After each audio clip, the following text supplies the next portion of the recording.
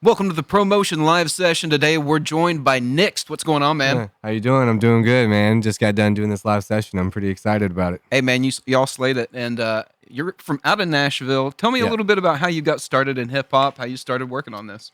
I started out just, writing, man. I went through a phase in life where I just had to get some things out, and I think poetry helped first, and then I got sort of started listening to some of the legends, some of the greats that way back in the day that's started that movement, and becoming heavily influenced by artists like them. So, what's your writing process like? I mean, you say you started with poetry. Was that just kind of like a useful expression at the time, like kind of just personal expression? Yeah, I mean, it started out as just expression, but then it became more of a natural thing that I enjoy doing. Is something like if I'm driving down the road and I just have a funny line or something, and a lot of the guys that I work with will tell you it's just I'm always writing. It could be anything, and 80% of it's not going to get recorded. It's just there. So, It's just there. do you freestyle a lot? No, I can't. I have like two left brains. I can't Okay. do it. Well, see, I think you see that type. There's like the writers, and then like there's the freestylers, and Yeah. like it really is like that right brain, left brain kind of mentality. Yeah, I suffer from like severe anxiety, so just naturally just talking alone is a struggle. Yeah. I can definitely relate to that. So, how long have you been working on music? I've been doing music for the better part of my life, honestly. I've been writing for, close to 13 years, and I've been recording music for close to 10. But All hip hop? all hip hop. I mean, I've done some songs for country artists and singer songwriters. Being in Nashville, you got to. I know, unfortunately. I mean, but Nashville's changed. It's more like pop, urban, indie Absolutely. now. So, and that's not a bad thing. And I've done some songs with other artists along those lines. So it's good to get outside of that realm of rap and hip hop for a little while, so you can kind of branch out and venture into different genres, and you meet different people. So that's the beautiful thing about it. Well, you mentioned different genres, and just from the selection of songs that you had in the live session, you can definitely tell the range of influences that you have. Yeah, and it's heavily influenced. I think the biggest comparison is the Eminem, just because of my pale skin and the way I talk, the way I rap. But there was some heavy influence by listening to the Infinite album and started. But it was also like artists like Logic, Mac Miller, Token, Joyner Lucas, Tech Nine. Definitely Tech Nine growing up. I purchased every album of his and just studied what he did and how he did it. I just loved artists along those lines: Bone Thugs and Harmony, 3 6 Mafia, 666 back in the day. Let's talk about that. Oh yeah, And then, and then some of those that have started and paved that movement really inspired me, and I try to incorporate what I've studied and what I've learned, and try to find my own style and twist to it. But yeah, I do get a lot of comparisons to those that I mentioned before. Well, you mentioned that you've got all these influences and that you're definitely a student of the art, because that comes across in your performance as well. A lot of people got the musical side of it, but you've got a presence as well. Is that something that you just kind of had, or is that something you had to develop over time? I don't know. To be honest, I don't know. I'm like really awkward. You know what I mean? So it was hard to like look myself in the mirror and like, okay, this is how I'm going to see myself. This is how I'm going to portray myself. And there's a certain switch in my brain that when I get on stage or I start performing, I don't care how I look like. I don't. That's what you got to have. I don't care, because I'm either gonna, at the end of the day, when the show's over, the show's over. It's not the rest of my life. So if it goes bad, it goes bad. If it goes great, then that's great, And I'm going to express myself how my body moves based Yeah. off the music. So That's the most we'll see. authentic way to approach it, Yeah. man. People respond to that because that's you bringing just your energy. That's not you getting up Absolutely. there being like bringing nervous energy or anything. Audiences can see right through that, man. Oh yeah, They and sense it, and yeah, it'll change their absolutely. energy. And when you're live and you're talking to an audience and there's no sound, and it's just the crowd noise and you, that's when that awkwardness kicks in. I'm like, I don't know what to do with my hands, so I'm gonna put them back here or in my pockets. But when the music starts, I just say to myself, black out or go home. Oh yeah.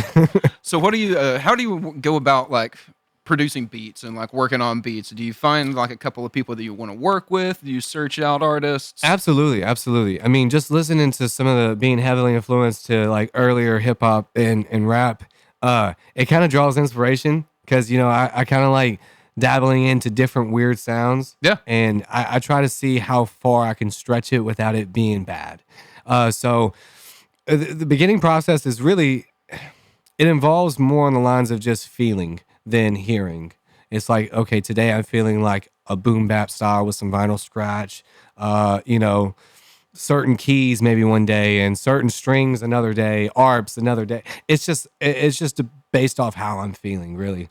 And that's usually how it goes. Man, it's so strange that hip hop for so long, I feel like you had artists that had a sound. You heard their beats, you heard their lyrics, rhymes, anything, you could tell instantly who it was, just like a rock band or a metal band or anything Yeah. like that. You could hear it and be like, that's their sound. Yeah. Now, I feel like that's a lot more difficult to do. You've got to really make yourself distinct in your vocal approach, your lyricism, your cadences. And because the world of like beat making is so broad, you can build anything, any kind of sound. And that's the thing. It's kind of like a signature, right? Right. And there's a lot of artists that spend years and years trying to develop that signature or their own sound. And realistically, sometimes it never comes, right? It just happens. It's there from the get-go. You're just trying to form it and evolve it the more and more as music in the industry changes so much. And I think the problem is that it's oversaturated. So when you get those comparisons, like I've received majority of my music career, it bothers me, but then it doesn't, because like I said, there's 1,000 other artists doing the exact same thing, if not more. And there's tons of artists that said this one line that somebody else already said, and you can't get hung up on that fact. You can't get hung up on like, what if this comes off, like it's mimicking this artist here, and you can't get hung up on that, because I guarantee you it at some point it was copied from another song, and you'd be surprised on how many artists sample and do that. That's I love breaking people's brains with like samples and just being like, oh, you realize that this drum beat from like the 1950s has been used 700 times in songs? I mean, even like I listen to J. Cole, and there's a lot of songs that were sampled from other songs that he's used. Yeah. And J. Cole is is one of the top artists out there, and that's something that you study and you listen to and you learn and you find out later, like, wait a minute, I've heard that song before. Yeah. It's how you make it your own, though. Yeah, absolutely. It's literally how you craft it into something new, how you shape it into a completely different vibe, a completely different sound. That's what makes the artistry.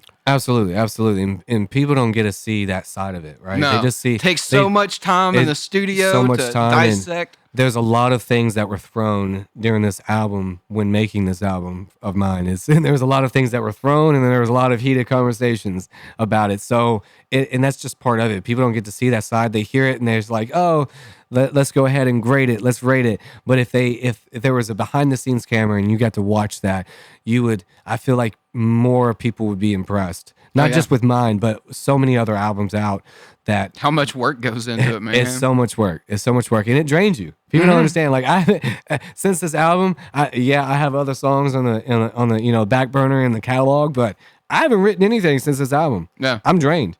I'm mentally taxed. Yeah, exactly. I put everything that I had into it, and I know it can always be better. And I listen to that, and that's the competitive side of me. It's like, I have high hopes and expectations of my closest friends, and like Juice and Wes and 110, and I'm not seeking acceptance. It's more like, hey, am I fucking up? Right? I hate to say it like that, and I don't know if I can curse or not, but I like, am I messing up, or how does this sound? Yeah. And I'm always doing it. It's not because it's like I'm seeking admiration, or like, oh yeah, you're the greatest. I just want to make just sure like, I'm doing this right. Am I doing this right? it's completely heartfelt when I ask. Like, I mean it from the bottom of my heart. I gotcha. Am I doing something bad? Yeah. Right. So a lot of people don't get to see that side of the artist. So it's beautiful to be able to have interviews like this, and people get to see the behind the scenes of things like that. So speaking of the album, The Glass Man, Act 1, it's dropping right now. It's out now. Yeah, it's already released. Yeah, It's it's out released September 29th. Yeah. So go pick that up. And what's the best way for people to support you if they want to book you, if they want to stream the music, anything like that? Man, honestly, yeah, just DM me. I'm wide open. I mean, you can catch it on all the streaming platforms, Spotify, Apple Music, Tidal, Pandora. NIXED. Yeah. You can just look me up on Instagram, NIXED Music, NIXED Music, and just find me on all those platforms and reach out. I try to respond to everybody, and I actually eventually respond to everybody. And just tell me. I always like ideas, and I always like being able to communicate with not just fans but other artists and creatives as well. Because you'd be surprised. I mean, there's always somebody out there that can help lift you and also work with you. That it works out. in Man, my new opinion. perspectives are priceless, man. Absolutely. Yep. So hit him up, NIXED Music, and connect with him. Chop it up if you're a musician. Maybe Yeah, even work on a absolutely. track or something, man. Based out of Nashville, and you're hustling all over the Southeast. So we love to see it. Absolutely. And I love being here in Knoxville, man. Knoxville has a really great crowd. Knoxville brings a different type of environment than I'm used to. So it's something that I'm growing in the understanding as an artist as well. Being a performer is a whole new thing. Every town has a different vibe, Yeah. man. Knoxville's vibe is unique. Knoxville, is. we have a real unique vibe. I don't around know. here. I've been to a lot of shows here in Knoxville, and I don't mean this in any bad, but I feel like it's a flip of a quarter, man. Oh, It's- yeah. No, it's no, no, like no. It That's- could be yeah. either good or it could be really bad. It could be really good. It could be really bad. It could be a great show with no one there, or it could be a really bad show with a packed house. Yeah, and to me, like that's like the interesting part because you never know. Like Yeah. if I'm gonna get booed or I'm gonna be, rapping to one person out in the crowd. To me, it That's doesn't just matter. like loving every second of it. It's Yeah, just like exactly. The, And he's next show you're playing, he's there in the Yeah. front row, knows every line. Yeah, you can never tell here. Those- It's odd. Those are the best types of people, though. Yeah. Those are the best types of people, regardless. Absolutely. I can't stand when artists leave during mid performances and don't say anything. That last show, a homeless lady passed out, and I was just making sure she was still alive. Put that on the record right there. Was that at the Brickyard? No, this Oh. was in Nashville. I went outside, sinus infection, blowing nose. I go outside, blow my nose, and Was this the show at the Cobra? this was Solberg Studios okay. in Nashville, and this lady she passed, head hit pavement and everything, and I'm like, what? And I had to double check and make sure that she was good, and and then this guy messages me. He's like, "Don't leave during somebody's performance. That's rude. That's disrespectful." And I'm like, "Bro, you have no idea what just fucking happened. You have no idea what just happened." I was like, Yeah. "I didn't know if I'm gonna have to give CPR to somebody or not."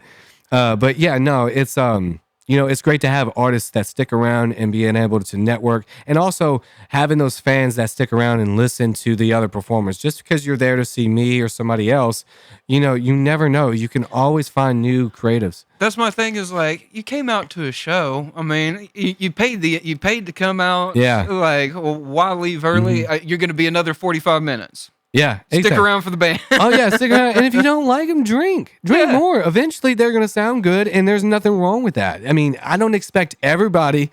I don't expect everybody to like me. I don't. If I expected that, I'm in the wrong industry. That's true. That's true. I'm in. Love you too. Oh, Yeah, juice in the house. yeah. Juice Brown. Well, thank you so much for coming by, man. Yeah, What a absolutely. Killer session with you guys. And like we said, follow him, NIXED Music, on all the socials. New album, The Glass Man, Act 1, available now. Put it in your download library. Add it to your Spotify playlist. Anything man. like that, man. Yeah, just shows. All I ask is that whenever we do these shows, man, just show up, show some support. I do a lot of giveaways, and there are a lot more giveaways that are going to be happening. So stay tuned. I'm going to be sending out updates for that. So follow the pages so you can get those updates, because you don't want to be that guy that's left out, right? Yeah, that's what he said, man. Yeah. Follow the pages, giveaways, and all kinds of stuff coming up. And show up, show some love, and don't forget to like, subscribe, comment down below. That way you don't miss another ProMotion live session.